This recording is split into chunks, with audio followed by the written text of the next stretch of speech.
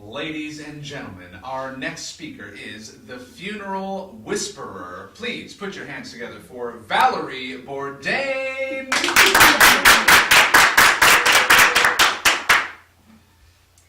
Oh, happy day, college graduation.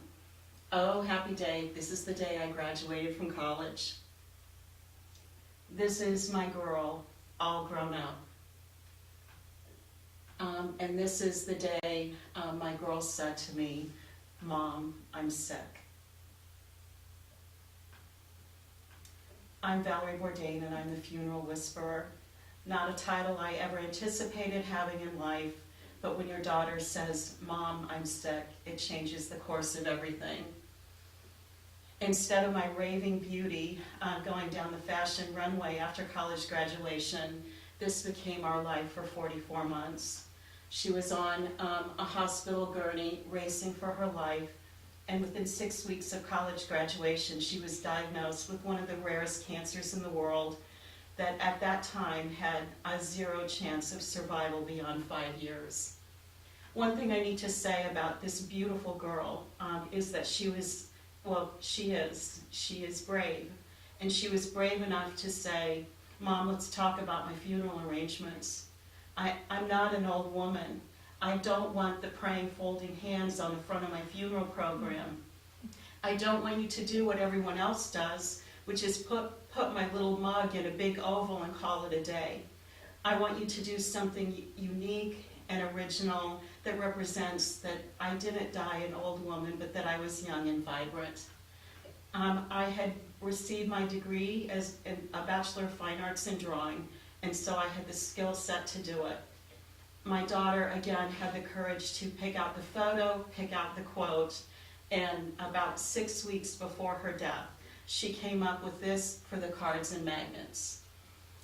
It says, I pray because I can't help myself. I pray because I am helpless.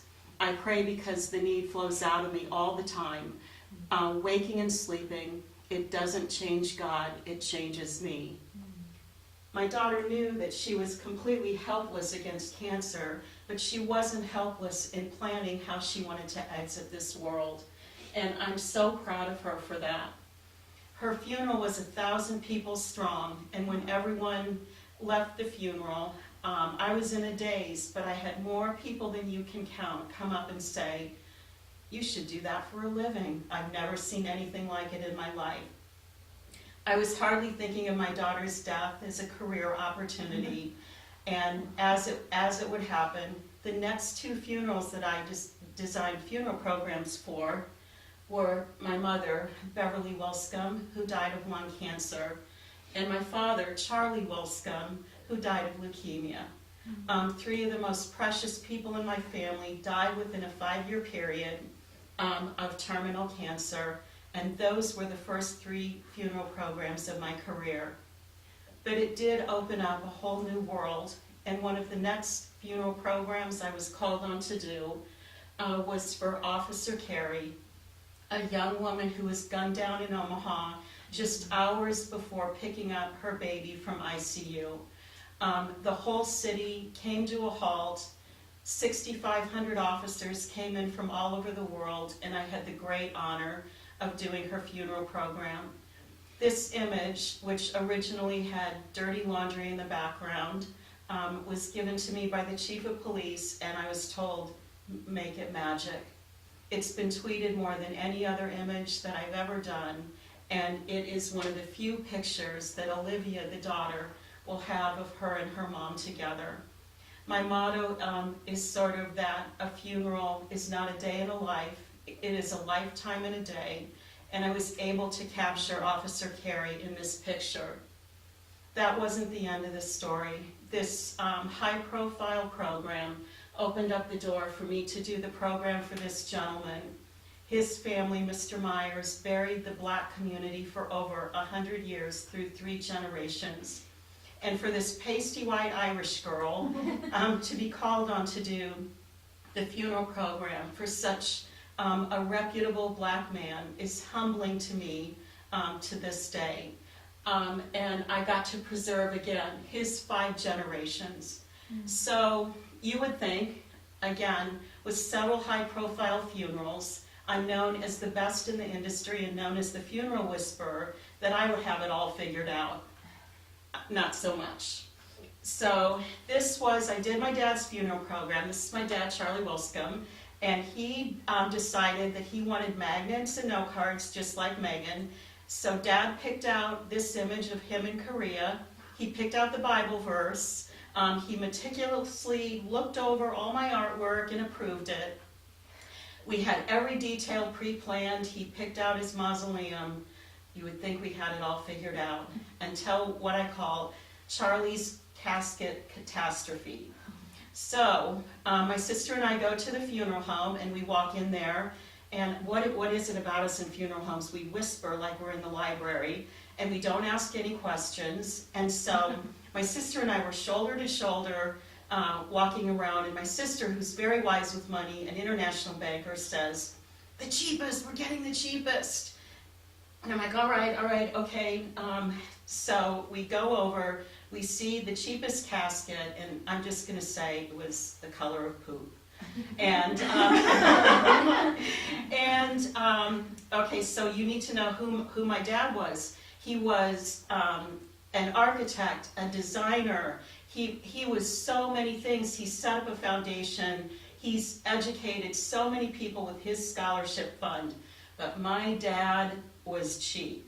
Okay, let me tell you how cheap my dad is. So on my last birthday, my dad said, "Okay, I'm going to buy you birthday lunch. We're going to Popeyes." And like, okay. So we pull up in front of Popeyes and go in, and he said, "You just can get the $3 snack pack. That's it. That'll be enough food for you." I'm like, all right. Oh, and no drink. You can't have a drink. We're not spending money on drinks. I'm like, fine. I buy the 2 snack packs, and it comes down to the time to pay, and my dad had this habit of pretending to look for his wallet. And his wallet was there, but he would never pull it out, and I was just like, "Dad, I got it, I'll pay for it." So he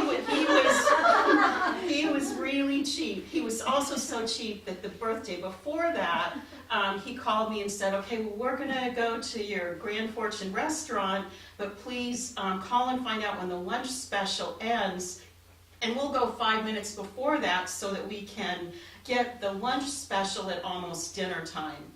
Well, it ended at 3. I got my birthday dinner at 2:45 and thought, on what imaginary planet is dinner at 2:45? So Dad was cheap, but I said to my sister, we're going to have city planners at Dad's funeral, and they're going to think those Wilscombe girls are so cheap, they want to get their dad a nice casket. So anyway, with that said, my sister said, yeah, you're right. The rest of the story is that the next upgrade was from $3,000 to $5,000, and we made a $2,000 decision based on my emotional heart, which was, Dad told me you can tell a lot of person about their luggage, and this was his eternal luggage. At Dad's funeral, the casket was covered for the whole service with the Catholic burial cloth, and when it went for burial, it was covered with the American flag. I made a decision because grief is blinding, and I want all of you to know that that was one decision. And my experience as the funeral whisperer is knowing that you have 160 decisions to make when your loved one dies. You are completely unprepared for it. Records aren't filled out. Pictures are not pulled together. And it breaks my heart when families come in and they don't even know their mom's middle name. Am I excluded from that? No. I called my son in London and said, "What is your mother's middle name?" And he was like, you got me, is it Janie? You have a J on your credit card. And I said, "No, it's Jean, and why would I expect you to know that? I never go by it." So I really feel like it's not my job, but it's my calling as the funeral whisperer to let you know that I have developed the Funeral Readiness Kit, which is a complete binder of getting you ready for the inevitable, and that you can find a PDF download that is the 160 decisions that you have to make. You know, people die, but relationships don't. And we need to take our families from from unprepared to prepared. I just believe that a funeral is a basic human right. So please, I'm asking you, care about your family, have all your affairs in order, and get the 160 things that you need to do on a PDF download at thefuneralwhisperer.com. Thank you.